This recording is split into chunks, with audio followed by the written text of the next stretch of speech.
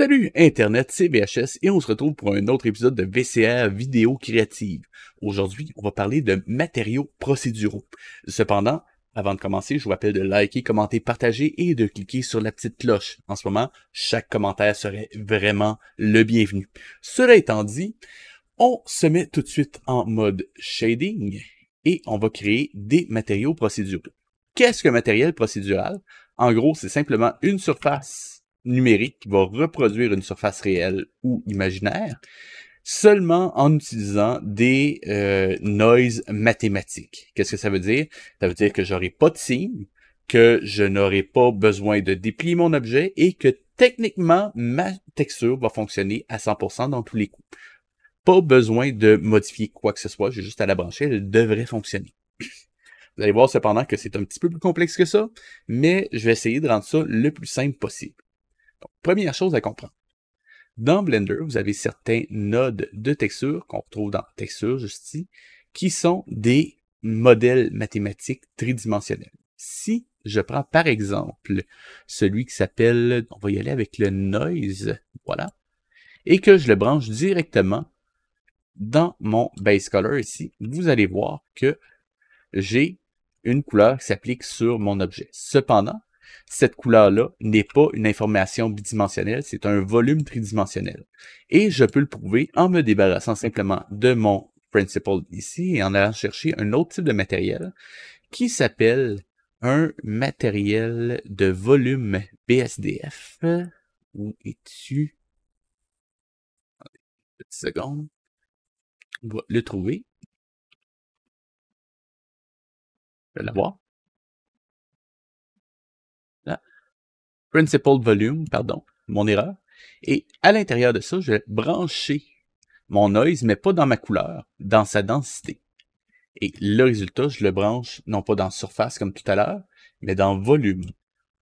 Là, en ce moment, ça a l'air un petit peu bizarre, j'en conviens, simplement parce que j'ai pas terminé de setuper ce matériel-là, mais je vais juste aller me rajouter en plus un node qui s'appelle Map Range.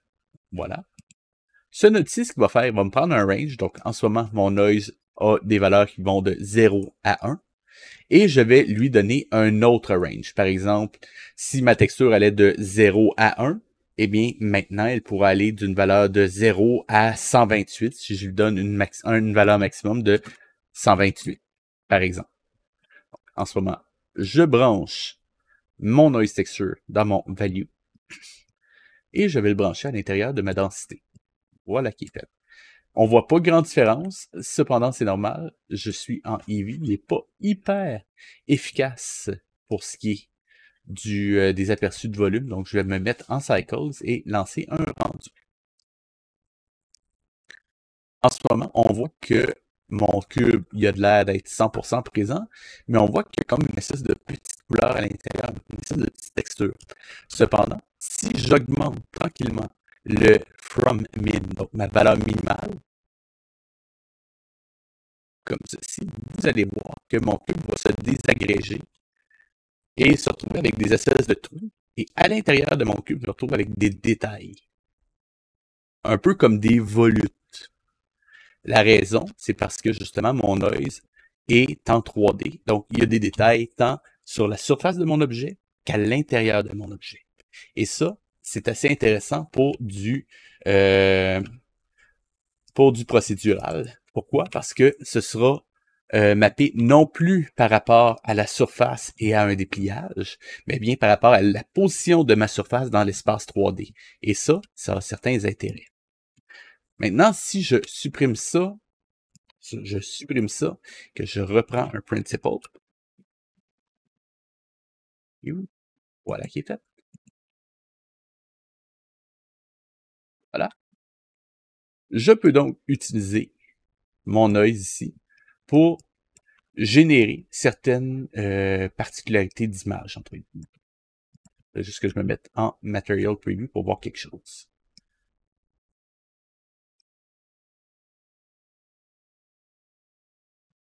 Il y a un problème. Ah, ok, j'ai une compte. Excusez-moi. Faites attention de ne pas brancher un Principal Volume, mais bien un Principal BSDF dans Surface, sinon ça ne marchera pas. Donc, voilà et voilà. Donc, par défaut, mon noise peut me générer différents types d'images. Par exemple, de base, je peux changer son scale, le mettre plus petit ou plus grand. Notez que le scale ici indique le nombre de répétitions. Plus je le mets, plus mon noise va être petit. Plus je le mets bas, plus il va être grossi. La quantité de détails qui est contenue dans mon noise, et là, je vais juste zoomer pour que vous puissiez bien voir. La quantité de détails, la roughness de mes détails, mais également le lacuneur, qui est un peu une, je pourrais dire, la taille des répétitions du fractal. Pour ceux qui sont plus férus de mathématiques, vous aurez compris. Et finalement, la distorsion. Ouh, trippy! Plus sérieusement, à partir de ces éléments-là, je peux reproduire plusieurs types de surfaces. Pour la première démonstration, ce que je vous propose de faire, on va simplement se faire une texture, ou plutôt un matériel de plastique avec un relief un petit peu rugueux. Un petit peu comme, par exemple, une manette de N64 ou n'importe quel objet en plastique usiné. Il y a une espèce de petite texture, un grain dans le plastique. C'est ça qu'on va essayer de reproduire ensemble. Cependant, ce ne sera pas en branchant notre texture directement dans mon base color. On va réussir à faire ça. On va le brancher dans normal, comme ceci. Mais, comme vous vous rappelez de la semaine passée, on a fait une petite erreur. Enfin, en quelque sorte. On a branché une pastille grise dans une pastille violette.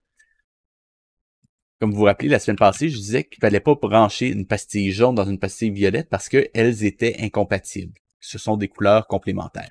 Cependant, les pastilles grises peuvent être branchées théoriquement n'importe où. Cependant, le résultat sera de plus ou moins bonne qualité.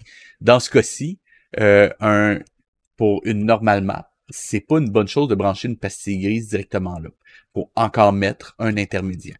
Pour ça, je vais aller chercher un bump map. Donc, bump, qui est juste ici, qui est un peu l'équivalent de ce qu'on avait avec la normale map, mais pour une image en noir et blanc. Donc, comme mon noise est en noir et blanc, je peux le mettre dans mon height et aller brancher le résultat dans normal directement. Et là, juste, voilà qui est fait. Je vais juste attendre qu'il charge. Et avec ça, je me retrouve avec un côté un petit peu comme si c'était un morceau de plâtre qui était mal sablé, entre guillemets, qui est mal poli. Sans mauvais jeu de mots. Donc, pour réussir à créer un côté un peu plastique moulé, ce que je vais faire, je vais simplement diminuer la quantité de détails un petit peu. Pas non plus aller trop bas. Il y a quelque chose qui ressemble à ceci. Et ensuite, je vais simplement augmenter le nombre de répétitions. Et ça va me donner quelque chose qui ressemble à ça. C'est quand même relativement simple. Peut-être aller juste un petit peu plus fort et augmenter un tout petit peu la quantité de détails. Et aller tranquillement pour pas aller trop vite. Je pense que ça le fait. Cependant, dépendant de la taille de votre objet, le bump sera peut-être un petit peu fort, donc vous pouvez baisser la force de votre bump pour diminuer l'intensité, quelque chose comme ça.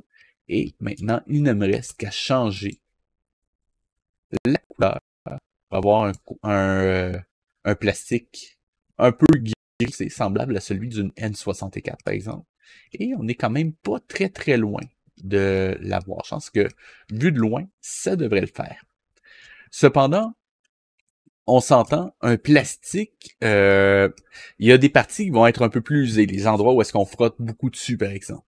Et on peut reproduire ça en utilisant un autre noise. Je viens juste chercher un autre noise. Voilà. Et que je le branche directement dans mon output pour voir ce qu'il m'offre. Voilà. Juste aller jouer un petit peu sur sa taille et ses détails. Avoir quelque chose d'à peu près correct. Je pense que ça devrait le faire. Et on va augmenter un petit affaire ses contrastes. On va aller dans... on va aller chercher un color ramp. Pour ceux qui connaissent Photoshop, un color ramp, c'est littéralement la même chose que l'effet niveau dans vos calques de réglage. Donc, je peux simplement aller écraser un petit peu mes valeurs de couleur, comme ceci, avoir quelque chose qui va être un petit peu plus contrasté dépendant de mes besoins. Quelque chose comme ceci. Maintenant que j'ai fait ça, ce que je peux faire à partir de mon noise précédent, donc on se rappelle que celui-ci, c'est celui qui génère mon bump. Ce que je vais aller faire, simplement aller chercher un mix color, le même qu'on a utilisé la semaine dernière. Voilà. Et maintenant, je vais brancher le noise que j'ai créé pour générer l'espèce de map que j'ai ici. Mais après mon color ramp, donc je vais brancher le résultat de mon color ramp dans le facteur, juste ici. Et celui-ci, ce qu'il va dire, c'est que tout ce qui est blanc ici va passer à la couleur B et tout ce qui est noir va rester sur la couleur A. Pour que vous puissiez le visualiser, je vais mettre deux couleurs différentes, donc rouge pour le A et bleu pour le B, et on va aller voir qu'est-ce que ça me donne. Voilà qui est fait. Comme vous voyez, tout ce qui était blanc est devenu bleu et tout ce qui était noir est resté avec la couleur. Dans ce cas-ci, ce que je voudrais faire, ce serait faire en sorte que tout ce qui est en noir, non, en fait, tout ce qui est en blanc va passer à ma couleur de bas, en fait, à ma texture de bas, et tout le reste, on va le laisser avec un gris 50%, donc on va aller mettre 0.5, 0.5, voilà, 0.5 partout, ce qui me donne quoique, techniquement, j'ai pensé à ça, si c'est usé, ça devrait être en fait un gris un peu plus foncé, donc on va le mettre un petit peu plus renfoncé, quelque chose comme ça, pas trop fort, mais quand même assez pour que ce soit visible. Parce que si c'est usé, on creuse dans le matériel, donc c'est pas normal qu'il aille un peu vers le haut, donc allez brancher ça dans mon height, et on va aller voir le résultat. Il y a une autre étape à faire, on va regarder ensemble.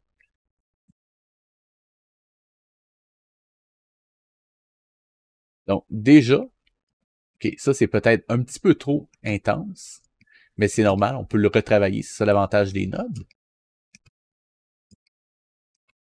Et je regarde ça aussi, c'est un petit peu trop fort, donc ce que je vais faire, juste aller dans ici, aller diminuer l'intensité de ça. Et si jamais j'ai besoin, je peux aussi rajouter un autre au milieu pour faire l'équivalent d'un gamma. Encore une fois, ça vient de Photoshop, donc si vous ne savez pas c'est quoi, c'est pas très grave. Mais ça peut me permettre de jouer sur la façon dont ma texture interagit avec le reste. Permet d'avoir quelque chose d'un peu plus smooth dans ma transition. Quelque chose comme ça. Ça le fait quand même pas trop mal. Mais on peut faire encore mieux. Comment? Simplement en allant chercher un autre mix color. Et voilà. En rebranchant le résultat de mon color ramp directement dans le facteur. Et cette fois-ci, ce que je vais faire, je vais passer pour tout ce qui est censé être qui est censé récupérer mon bump original. Je vais le mettre un peu plus blanc. En fait, je vais juste aller rechercher cette couleur-là, le mettre un petit peu plus blanc. Et tout ce qui est dans le noir, je vais le mettre un petit peu plus foncé. Ce qui va me donner cette texture-là. La raison pourquoi j'ai fait ça, c'est que maintenant que j'ai cette texture-là, je peux la brancher directement dans mon roughness, juste ici. Et si je regarde le résultat, les endroits qui sont plus usés et qui ont subi plus de friction sont maintenant plus réflectifs. Cependant, en ce moment, sont peut-être trop réflectifs. Donc, on va aller corriger ça un petit peu. C'est vraiment aller dans la subtilité de ce côté-là. Donc, ayez pas peur de retravailler et faire des tests. C'est ça qui va faire la grande différence. Donc, si je regarde maintenant, on a quand même quelque chose qui commence à ressembler tranquillement au look que je pourrais vouloir. Peut-être que le bump qui est encore un petit peu trop grossier. Dans ce cas-là, on peut peut-être juste augmenter un petit peu le scale. Mais globalement, c'est quand même pas trop mal. Cela dit, si je voulais garder juste un tout petit peu de mon bump là-dessus, juste pour pas qu'il disparaisse complètement, je pourrais aller changer la couleur de mon noir. Donc, je clique sur le slider noir, je clique sur la couleur, et là, je peux aller le remettre un tout petit peu, juste pour dire qu'il est encore là, et avoir quelque chose qui fait un petit peu plus naturel. Voilà qui est fait. Donc, ceci, ce serait donc une base pour un shader de plastique procédural. Cependant, on n'a pas tout à fait terminé. La raison, c'est que, OK, c'est le fun, on a notre plastique procédural, mais si je prends mon objet, là, je vais juste essayer un truc, et que je l'étire dans une direction, maintenant, vous voyez que les détails sont tous étirés. La raison, c'est que par défaut, il utilise une projection générée par rapport à mon objet. Autrement dit, si j'étire mon objet dans une direction, ben, la texture va s'étirer dans la même direction. Donc, tout ce qui ne serait pas un objet parfaitement cubique aurait un étirement dans une direction ou une autre. Pas très pratique, hein? C'est pour ça qu'on va aller changer le mode de projection de nos textures. Pour faire ça, on va aller chercher dans Input. On va prendre le Texture Coordinate. Voilà qui est fait. Et à partir de là, on peut choisir différents types de projections. En gros, les deux que j'utilise le plus souvent en texture procédurale, c'est le Generated et le Objet. Generated, par défaut, ça va prendre la taille de mon objet et ça va le projeter par rapport à sa taille. Autrement dit, maintenant qu'il est étiré d'un côté, ça va étirer la texture dans cette direction-là. Tandis que objet, ça va se baser non pas sur la taille de mon objet, mais sur le scale de mon objet. Par exemple, en ce moment, il est à 1,1,1 pour le scale. Donc, si je branche mes textures en objet, comme ceci, voilà.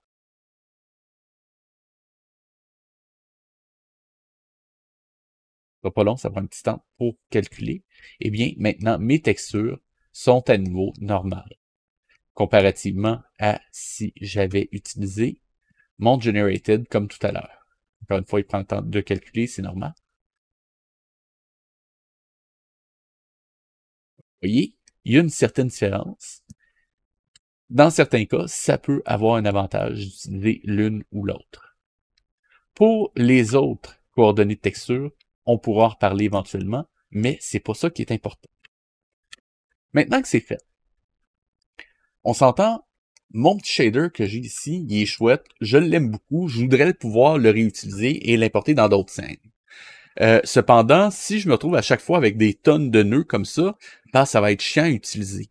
Ce que je vous propose donc de faire avec vous maintenant, c'est de transformer ça en un seul node que je vais pouvoir transférer d'une scène à l'autre. Pour ça, c'est hyper simple de sélectionner l'ensemble des nodes de mon shader et je vais simplement faire CTRL-G, comme dans Gérald. Et voilà, maintenant, je suis à l'intérieur d'un node de shader que j'ai créé. Si je veux en sortir, je n'ai qu'à faire tabulation au clavier. Et voilà, j'ai mon node group qui a été généré. Si je veux aller le modifier, je peux aller à l'intérieur en le sélectionnant et en appuyant sur tabulation. Cependant, c'est pas la seule chose qu'on peut faire avec des nodes comme ça. Parce que oui, en ce moment, c'est le fun. J'ai un seul node, mais j'ai aucun réglage dedans. Pas très pratique. Disons, par exemple, que je voudrais affiner la taille de ma texture. En ce moment, je peux pas. C'est triste.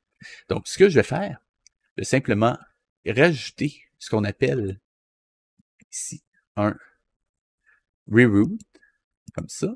Je vais aller brancher ceci directement. Donc, objet directement dans mon reroute. Et c'est mon reroute que je vais pouvoir utiliser pour aller connecter à mes autres endroits. La raison pourquoi j'ai fait ça, c'est que ça me donne maintenant un seul lien qui va me permettre d'affecter l'ensemble de mes deux textures ici. Ça peut avoir l'air con à dire, mais ça a une utilité, vous allez voir dans une seconde. Cette utilité-là, eh bien, je vais l'avoir dans mon vecteur mapping. Vous vous rappelez, on l'a vu la semaine dernière, celui-là. Maintenant, si je branche mon objet directement dans vecteur, voilà qui est fait, et que je viens brancher mon vecteur directement dans mon reroute, eh bien, maintenant, je peux, si je le veux, changer la taille de ma texture. Par exemple, si en ce moment je la trouve trop petite, eh bien je peux sélectionner l'ensemble ici et dire que ben, je vais la répéter seulement 0,5 fois, par exemple. Voilà. Et maintenant, l'ensemble de mes textures sont plus grosses. Tandis que si je voulais l'avoir plus petite, je pourrais dire, OK, ben, je vais le mettre à 2 à la place. Donc, jusqu'à date, quand même assez simple. Mais ça m'avance pas nécessairement parce que ça reste à l'intérieur du node de shading que j'ai fait. En effet, c'est assez problématique. Cependant, ce que je peux faire, aller chercher un node map. Voilà qui est fait. Donc, le node map me sert juste à ne pas avoir une sortie en vecteur. Vous allez voir pourquoi dans une seconde. Mais en gros, je vais juste le laisser à add. Je vais mettre 0 en bas et je vais mettre 1 ici. Donc, ce que ça va faire, si je branche, juste mettre ça à 1 aussi. Donc, si je branche ceci directement là, dans Scale, ce ne sera pas long.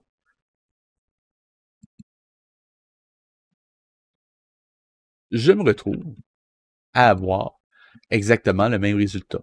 Cependant, je peux affecter l'ensemble des valeurs de mon scale simplement en changeant une valeur plutôt que mes 3 valeurs qui sont ici. Donc, je branche ça ici et que je le mets à 2, ben, je me retrouve avec une texture qui est 2 fois plus petite. Si je le mets à 0,5, ben, je me retrouve avec une texture qui est 2 fois plus grosse. Cependant, encore une fois, ça ne m'avance pas parce qu'il est à l'intérieur de mon groupe. Pour le mettre directement lié à l'extérieur de mon groupe, je veux simplement prendre ma valeur et la connecter à mon group input ici. Et voilà, si je ressors de mon groupe, j'ai maintenant ma valeur que je peux changer directement à partir de mon node. Quand même pratique. Cependant, on va essayer de rester organisé parce que, OK, j'ai ma valeur ici. J'aimerais ça savoir qu'est-ce qu'elle fait, cette valeur-là. Donc, ce que je vais faire, je vais juste ouvrir mon menu sur le côté, mon menu de propriété, N au clavier, si vous vous en rappelez pas. Et je vais aller sélectionner ma valeur ici, qui est ma sortie. Et je vais lui dire de quoi il s'agit. Donc, dans le nom, je double-clique ici. Je vais dire que c'est le scale, en fait, le texture scale. Voilà qui est fait. Et maintenant que c'est fait, eh bien, j'ai terminé les techniques. Cependant, on va pas s'arrêter en si bon chemin. On peut aller rajouter 2-3 trucs pour peaufiner la qualité de mon travail. Entre autres, disons que, OK, je suis content de mon résultat, mais j'aimerais ça pouvoir dire que, finalement, il y a certains objets qui peuvent être usés, mais il y en a d'autres, je voudrais qu'ils ne soient pas nécessairement usés. Ça peut se faire. Donc, je peux aussi ajouter un node de mix color, juste ici, là, où est-ce que je vais passer de ma couleur, de mon color rem, ici, à une couleur blanche. Ou plutôt, je vais plutôt faire l'inverse, je vais passer d'une couleur blanche, voilà, à mon color rem. Et ça, brancher ça directement à la place des facteurs où est-ce qu'il était branché. Donc, ici, ce sera pas long, et ici.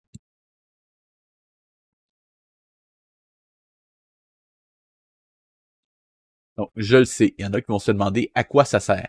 Eh bien maintenant, à partir de mon facteur qui est ici, je peux passer d'une version, ce sera pas long, qui est 100% neuve, à une version qui est 100% usée. Ça a un certain intérêt. Donc, maintenant, ce que je vais faire, je vais aller prendre mon group input. Cependant, l'avantage du group input, c'est que j'ai pas besoin de prendre tout le temps le même. Je peux en créer un nouveau et ça va me permettre d'aller brancher cette valeur-là à l'intérieur. Et maintenant, je vais donner un nom ici et l'appeler Wordness, par exemple. Notez que en bas, juste ici, j'ai le type de champ que je crée. Donc, dans ce cas-ci, c'est un float, c'est normal. Mais j'ai aussi la possibilité de mettre une valeur par défaut, ainsi qu'un minimum et un maximum. Comme ça, c'est un facteur, je veux qu'il s'arrête, qu'il parte de 0 et qu'il aille pas plus haut que 1. Donc, de ce côté-là, c'est correct. Même chose pour l'autre. En ce moment, il est à négatif 10 000, je crois. Il va jusqu'à 10 000. Ça devrait le faire. Et comme valeur par défaut, je voudrais qu'il soit à 1, par exemple. Donc ça, c'est bien. Cependant, je pourrais aussi vouloir rajouter un autre élément important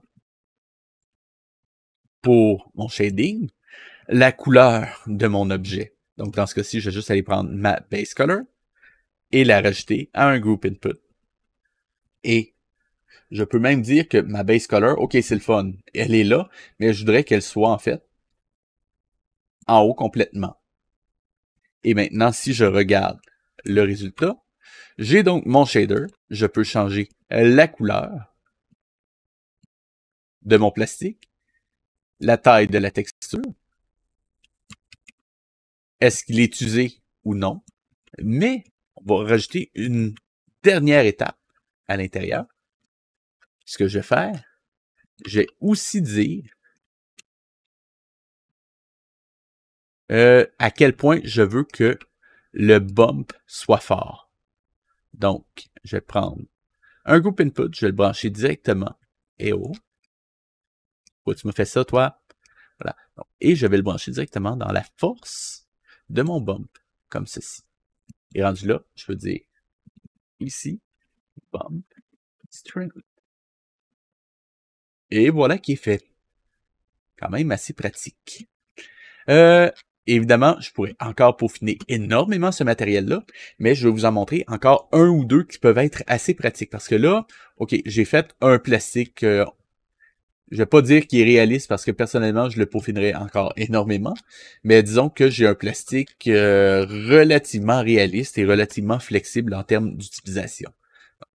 Première chose, très important, sauvegarder. Parce qu'on ne veut pas perdre notre travail. Voilà qui est fait.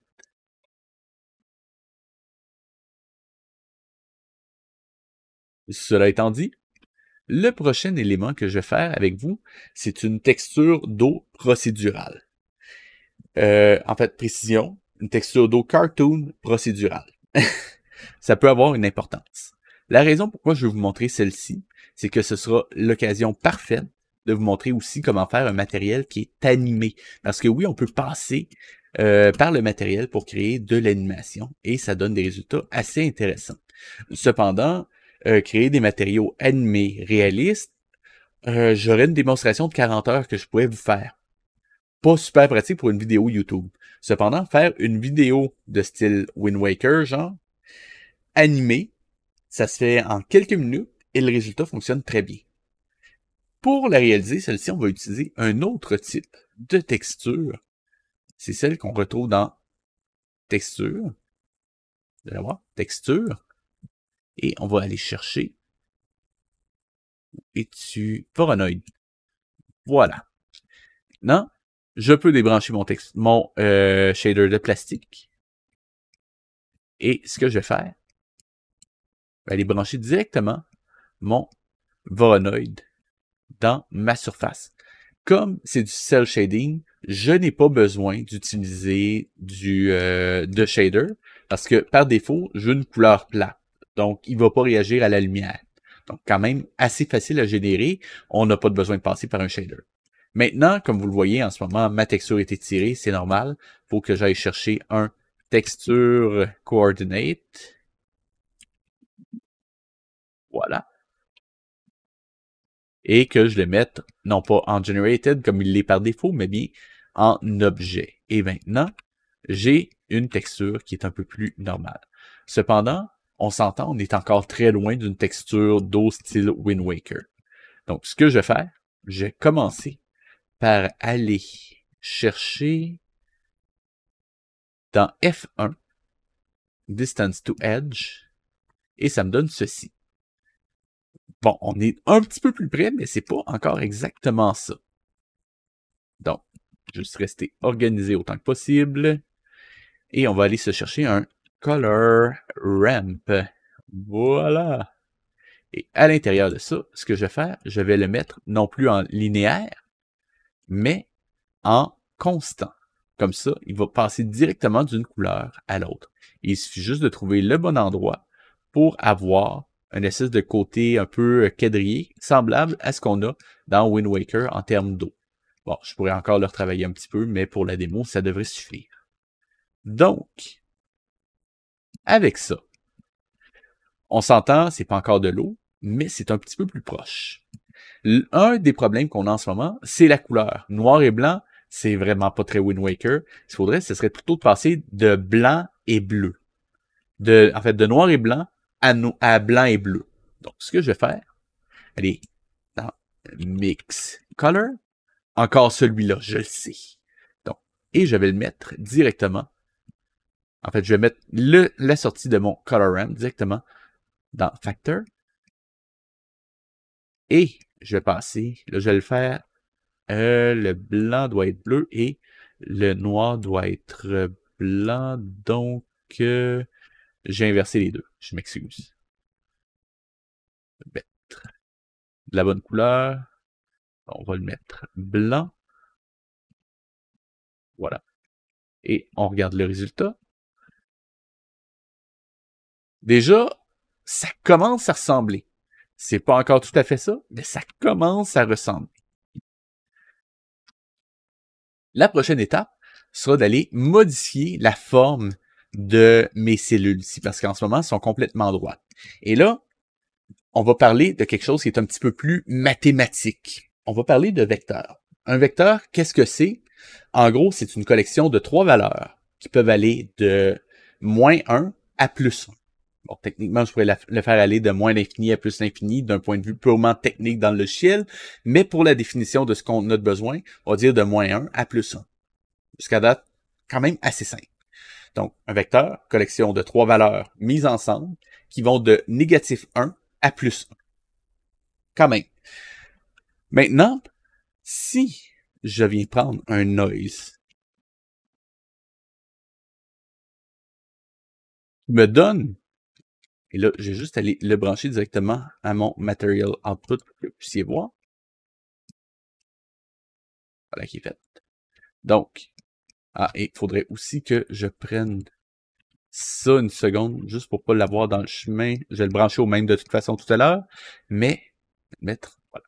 Donc, si je le connecte directement à mon facteur, j'ai un noise en noir et blanc. Cependant, si je branche couleur cette fois-ci, je me retrouve avec 3 noises différents.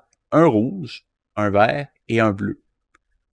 Autrement dit, une collection de 3 valeurs. Ça sonne une cloche.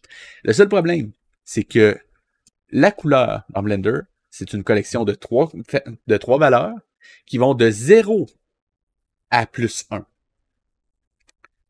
Si seulement il y avait moyen de prendre une valeur et de lui changer son range. Vous vous rappelez, le map range, ça existe. On va l'utiliser. Donc, ce que je vais faire, première chose, il faut que je dise à ma couleur que je la sépare. Autrement dit, là, j'ai mes 3 noises, mon rouge, mon vert, mon bleu. Il faut maintenant que je les sépare en 3 valeurs distinctes. Pour ça, on a un node qui s'appelle Separate Color. Voilà qui est fait. Maintenant, je viens brancher ma couleur dans couleur. Et maintenant, si je regarde, j'ai effectivement un noise dans le rouge, un noise dans le vert et un noise dans le bleu. Noise. OK, il était nul. Plus sérieusement, d'aller chercher un map range. Pas un nap range, un map range. Et là, c'est assez simple. J'ai juste à lui dire pour chacune de mes couleurs qu'elles vont partir de 0 à 1 et qu'elles vont devenir maintenant de négatif 1 à 1. Et maintenant, ce que je vais faire, je vais juste brancher mon bleu dans valeur. Et maintenant que c'est fait, je peux rétrécir mon map range parce que j'ai pas besoin qu'il prenne toute la place. Je vais juste le copier, CTRL-C, le coller, CTRL-V, et brancher mon vert juste ici. Et même chose avec mon rouge. Maintenant, ce qu'il me reste à faire, si je regarde ce que ça me donne, juste par curiosité, ça me donne ceci. Donc, je me retrouve avec un noise qui va de négatif 1. Donc, en dessous, plus foncé si vous voulez que noir. jusqu'à 1. Donc, blanc. Maintenant, ce que je veux faire, c'est prendre ces trois valeurs-là et les refusionner ensemble en un vecteur. Pour ça, il y a un node qui existe. On va aller dans Add et on va taper. C'était... attendez un instant, j'ai un blanc de mémoire. C'était Convert. Et là, c'était Combine XYZ. Pardon. J'oubliais le Combine. Ça arrive. Donc, et maintenant,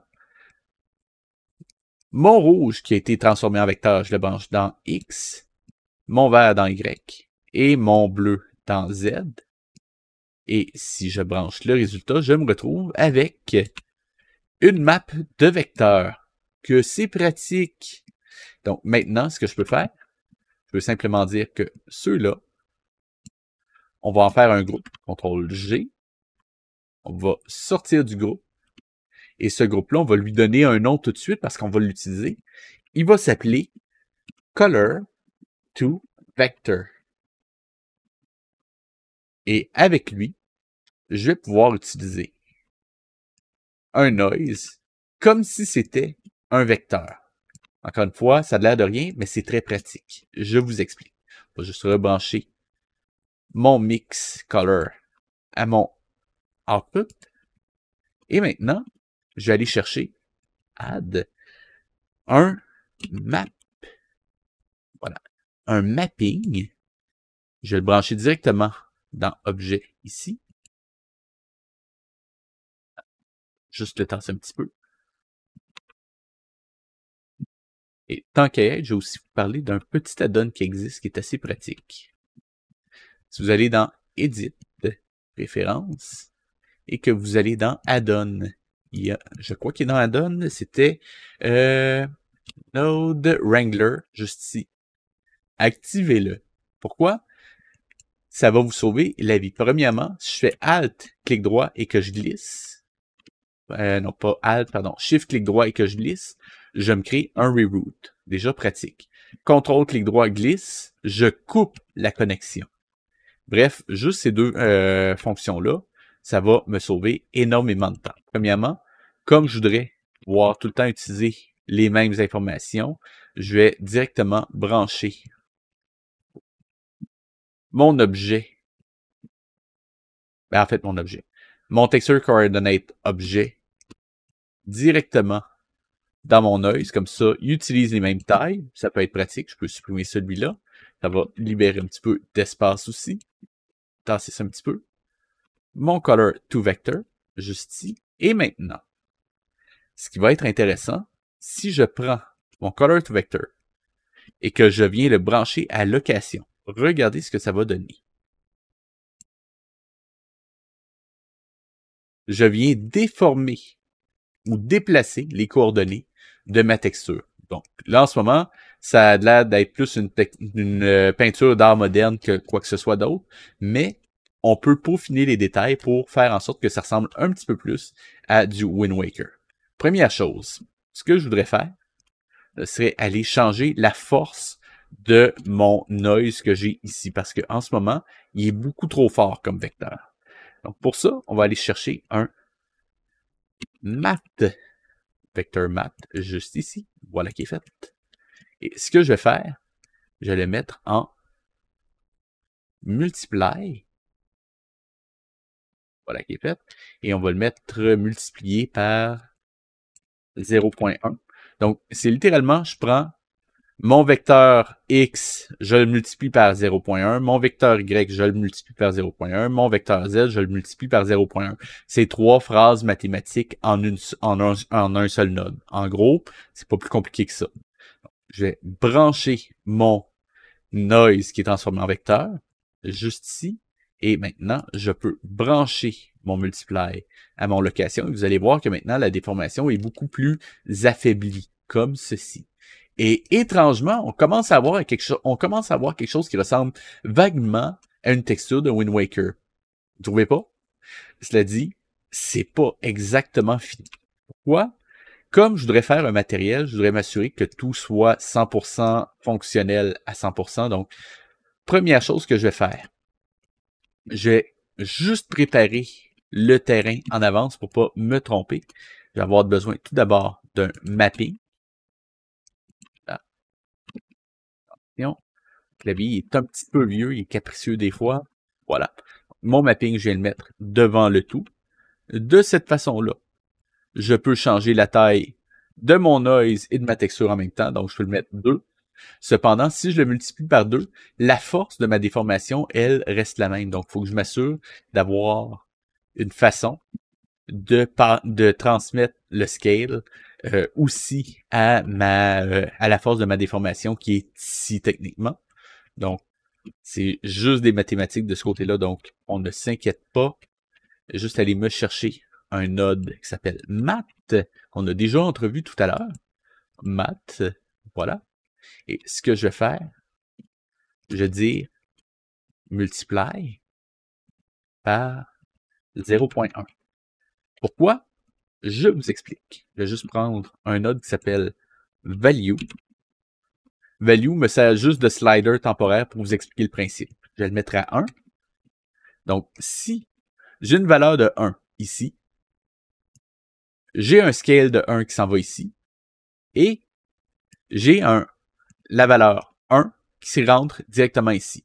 Donc, 1 multiplié par 0.1 me donne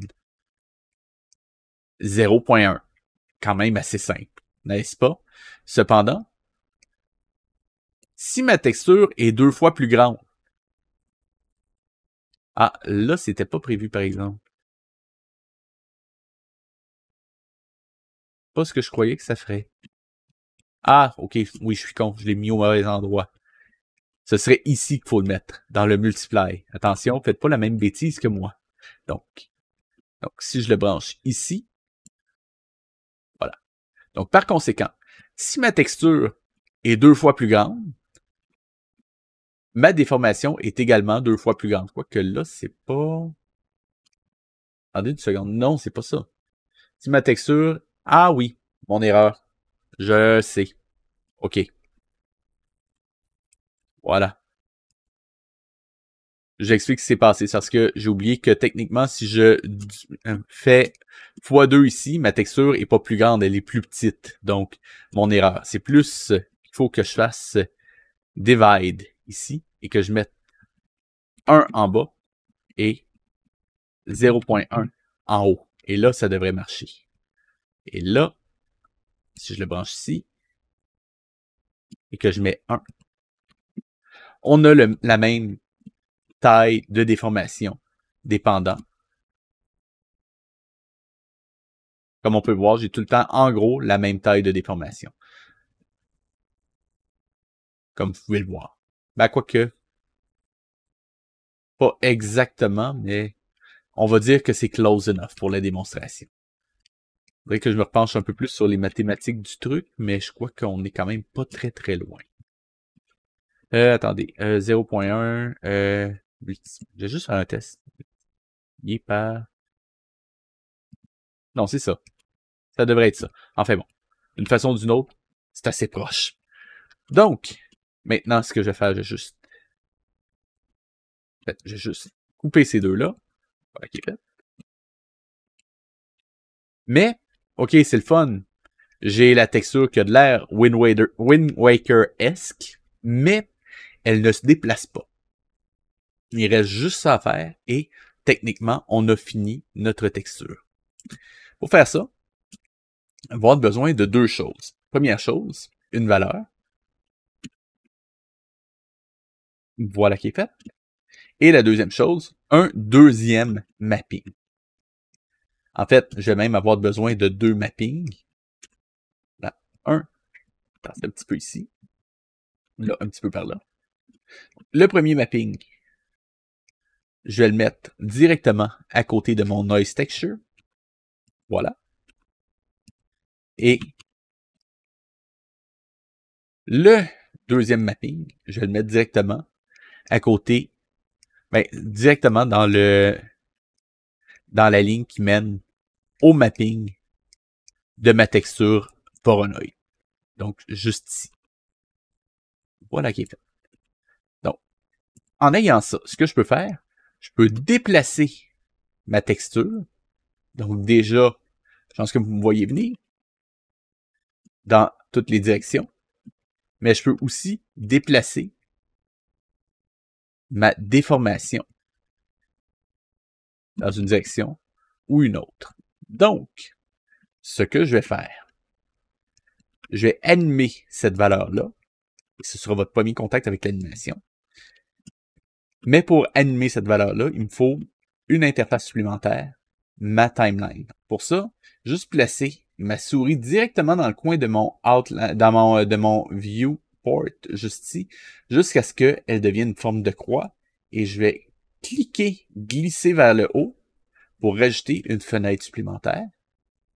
Et juste ici, je vais aller chercher, non pas ici, juste ici, et chercher un timeline. Voilà. Et à partir du timeline, je vais faire contrôle tabulation pour rentrer en Graph Editor. Vous allez voir, ça va avoir une certaine utilité dans une minute. Donc, ce que je vais faire, je vais me mettre à 0, au frame 0. Vraiment, tasser le plus à gauche possible. On va essayer de rester organisé. Et ce que je vais faire, je vais aller faire un clic droit sur ma valeur et je vais cliquer sur Insert Keyframe. Voilà. Là, je vous avertis, on n'a pas encore touché à l'animation ensemble. Essayez juste de faire ce que je dis. Vous allez comprendre un peu mieux ce que je suis en train de faire quand on va avoir parlé d'animation. Ça va arriver rapidement, croyez-moi. Cependant, pour l'instant, faites juste les étapes telles que je vous le dis. Cela étant dit, on va aller au frame 100. Encore une fois, on va choisir juste des chiffres ronds pour les retrouver facilement. Et on va aller mettre dans Value le chiffre 1. Une fois que c'est fait, il devient orange, il devient couleur Cheese Whiz. On va faire un clic droit dessus, on va aller faire Insert Keyframes. Voilà. Et comme vous voyez, j'ai une courbe d'animation qui est arrivée. Ceux qui connaissent déjà un peu l'animation, vous savez qu'en ce moment, on est en spline, donc juste pour vous montrer à quoi ça ressemble un petit peu mieux. Si vous êtes curieux de savoir ce que j'ai fait, c'est contrôle, clic du milieu. On balaie horizontalement pour contracter et verticalement pour étirer dans cette direction-là. Bref, rien de très mystérieux. Juste au cas où vous êtes curieux. Donc, en ce moment, si je regarde mon animation, ça va changer lentement au milieu, accélérer, accélérer, accélérer, atteindre une vitesse maximale, puis ralentir, ralentir, ralentir, ralentir. Moi, ce que je voudrais, ce serait une vitesse constante du début à la fin. Donc, ce que je vais faire, je vais juste sélectionner toutes mes clés ici et aller dans Key, Interpolation Mode, et je vais choisir Vector. J'aurais pu aussi faire Interpolation Mode et aller dans linéaire. En fait, ce que j'ai fait, c'est Handle Type Vector, pardon. Et ce que j'aurais pu faire, ça aurait été Interpolation Mode linéaire. Et là, ça me donne directement une ligne. Un ou l'autre, ça aurait fait l'affaire. Maintenant, c'est sûr que mon animation en ce moment, elle dure 100 frames. J'aimerais ça qu'elle soit infinie. Pour ça, je vais juste aller ouvrir le menu sur le côté qui s'appelle Matériel, ouvrir Shader Node et sélectionner Base Value. Si jamais vous ne l'avez pas, c'est juste que votre valeur n'est pas sélectionnée. Donc, sélectionnez-la dans le Node Editor et assurez-vous de sélectionner ce node-là ici, votre courbe d'animation juste ici. Ensuite, vous allez à droite. Si jamais vous n'avez pas le menu ici, c'est toujours N au clavier pour l'ouvrir. Et vous allez aller dans Modifier, Add Modifier, Cycles. Et maintenant, j'ai un cycle. Mon animation se joue en boucle. Sauf que ce que je voudrais, c'est qu'elle ne se répète pas en boucle comme ça, mais qu'elle continue d'aller de plus en plus haut, de plus en plus, en fait, toujours plus haut, non, un peu plus haut, un peu plus loin, en fait. Pour chanter, vous comprenez ce que je veux dire. Ce que je vais faire, Before Mode, je vais cliquer ici, Repeat with Offset. Et là, vous voyez, il descend. Ça, c'est bon. Maintenant, After Mode, Repeat with Offset. Et encore une fois, vous voyez, il s'en va à l'infini. Et maintenant, je regarde, ma valeur va monter à l'infini comme ça. Chouette! Maintenant, il me reste juste à la connecter. Pour ça, avant toute chose, je vais me faire un MapNode que je vais mettre ici. Je vais faire CTRL-C, CTRL-V. Non, et oh. CTRL-C, CTRL-V. Il veut pas, hein?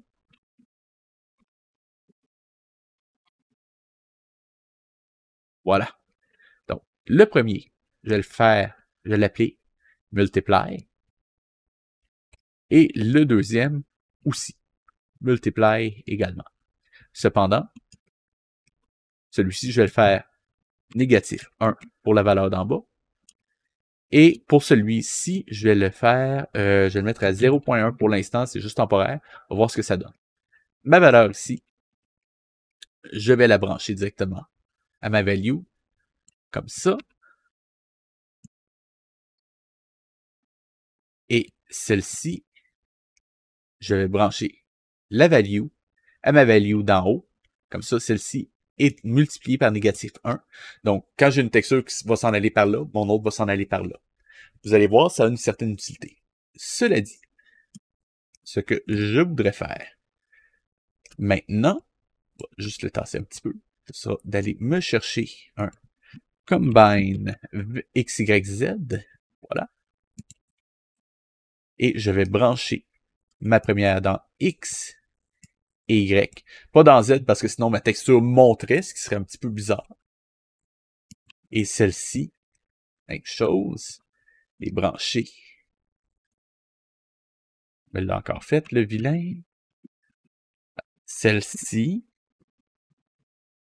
voilà. Elle est branchée. Mon X, Y. Donc encore une fois, pendant que celle-ci va s'en aller par là, l'autre va s'en aller dans l'autre direction. Encore une fois, une certaine praticité, ça a un côté un peu pratique. Donc, déjà, aller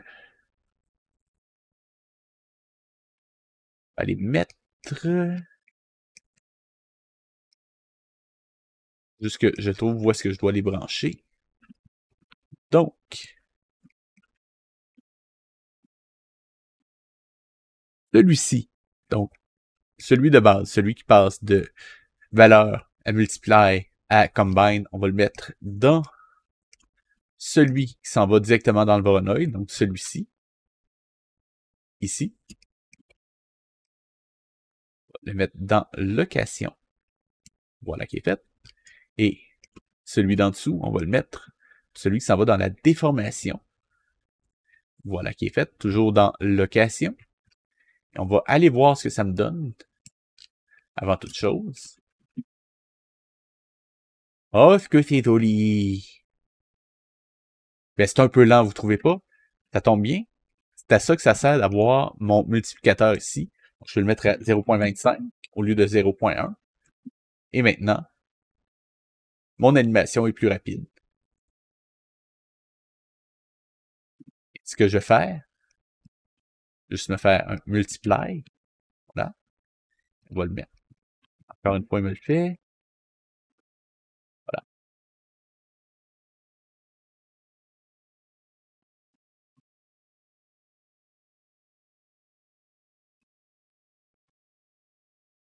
Voilà, j'ai enfin eu. Donc, multiply 0.1 et on va le mettre à 1. Quoique 2.5, voilà, quelque chose comme ça. De cette façon-là, j'aurai pas à rentrer tout le temps des 0 point quelque chose pour avoir ma vitesse. Je pourrais simplement rentrer une valeur plus élevée, donc plus facile à rentrer, sans avoir à me casser la tête. Maintenant, il reste juste à transformer tout ça en un chouette petit shader. Donc, ce que je vais faire, c'est simplement sélectionner l'ensemble ici. Là, CTRL G. Et maintenant, on va transformer les valeurs dont j'ai besoin en contrôleur, en input. Donc, première chose, mon 2.5 ici, je vais le mettre ici. Là. Donc, ça, c'est Animation Speed, quand même, assez pratique. L'autre que je voudrais avoir serait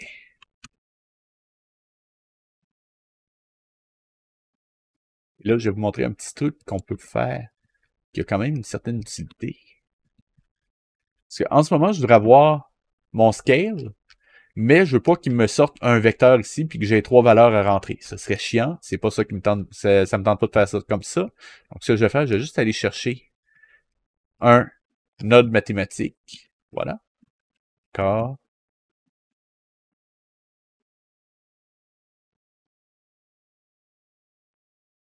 Et moi, mon clavier commence vraiment à me poser des problèmes. Donc, j'ai mon node mathématique. Oui, je le sais, il est marqué multiply, mais c'est juste le nom de l'expression mathématique que j'utilise. C'est techniquement un node math. Donc, juste si vous vous posez la question pourquoi vous le voyez, je vais aller brancher ça directement ici. Et oh, voilà. Comme ça, j'ai maintenant une valeur que je peux aller brancher directement dans mon scale ici. Et ça, cette valeur-là s'appelle global scale. Voilà. Et on va prendre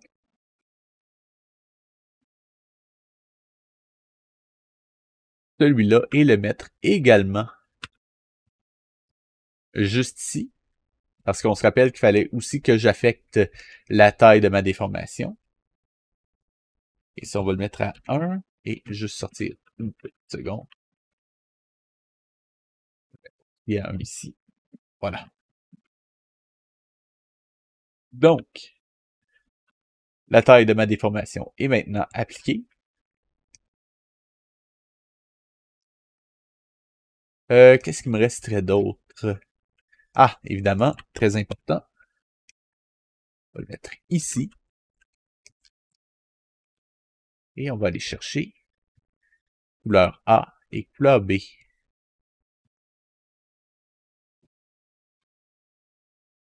Line color. Et base color. Voilà qui est fait. On va remonter ces deux-là. Voilà qui est fait.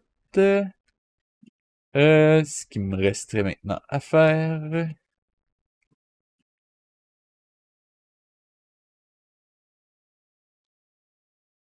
On va vérifier.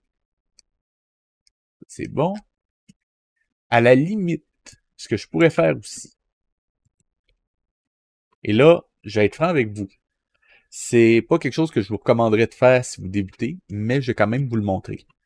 On peut faire en sorte de changer la taille de mes lignes. Cependant, ça demande un petit peu de travail.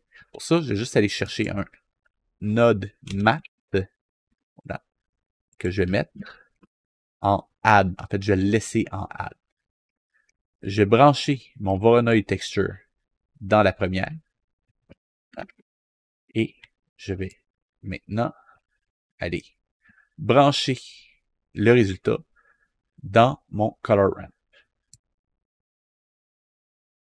Jusqu'à date, j'ai rien changé. Cependant, je vais prendre toujours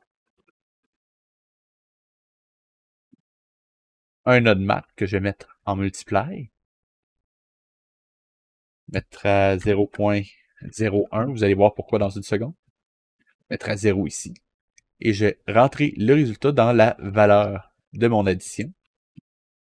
Et si je viens maintenant ajouter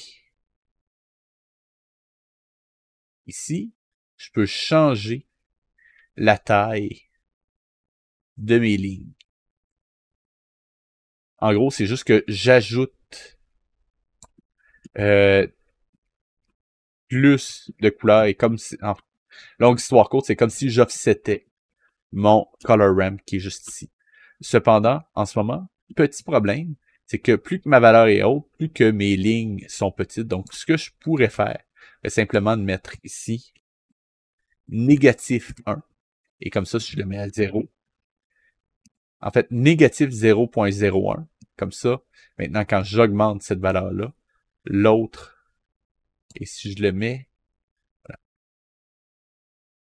de cette façon-là, je me retrouve donc à avoir la possibilité de changer la taille de mes lignes. Cependant, en ce moment, il y a un petit problème avec ceci, c'est que pour avoir des lignes qui mesurent littéralement 0, il faut que j'ai un négatif 800, négatif 5.820. Juste voir si je le remonte tranquillement jusqu'où il commence à apparaître. Tranquillement, voilà. Donc, négatif 0.5.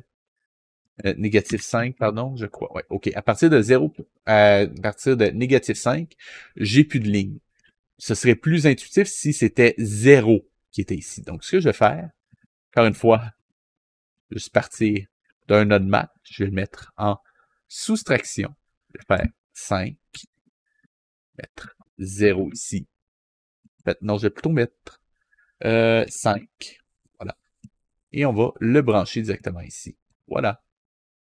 De cette façon-là, si je mets 0, j'ai une taille de ligne de 0. Et si j'augmente, éventuellement, j'arrive à avoir 100% de ma couleur qui est remplacée par mes lignes. Donc, simplement plus intuitif comme ça. Donc, c'est juste des maths, je le sais, mais c'est pratique. Maintenant, si je viens juste chercher ceci, je viens le coller ici. Voilà. On a juste à prendre la valeur, la brancher. Ceci sera donc line size. Et voilà. Et techniquement, je vais sauvegarder. Si je sors, je me retrouve donc avec mon petit shader. On pourrait l'appeler, voilà, Nintendo. La pognez-vous. Elle est bonne. Donc, et maintenant, j'ai un shader animé pour de l'eau. En bonus, j'ai même à l'intérieur mon Color to Vector et l'autre que je n'avais pas nommé. On va le faire tout de suite d'ailleurs. Donc, celui-là, c'est plastique. Donc, on va l'appeler plastique Bertrand. Ou non, tiens, Bertrand plastique. Et voilà. Donc, j'ai maintenant mes nodes que j'ai créés pour cette scène-là, qui se retrouvent donc dans Add, Group, et j'ai les 3 nodes que j'ai créés. Et juste pour qu'on le voit, j'ai bien mon Color to Vector. Et c'est sur ce deuxième shader que je vous laisse pour aujourd'hui. C'était VHS. Je vous le rappelle encore une fois de liker, commenter, partager, cliquez sur la petite cloche et tous les commentaires sont les bienvenus en ce moment. Vous avez des questions, laissez-les en commentaire, j'essaierai d'y répondre et je vais tenter de mettre un lien dans la description pour vous permettre de télécharger les shaders que j'ai créés. Donc c'était VHS et je vous dis à la semaine prochaine.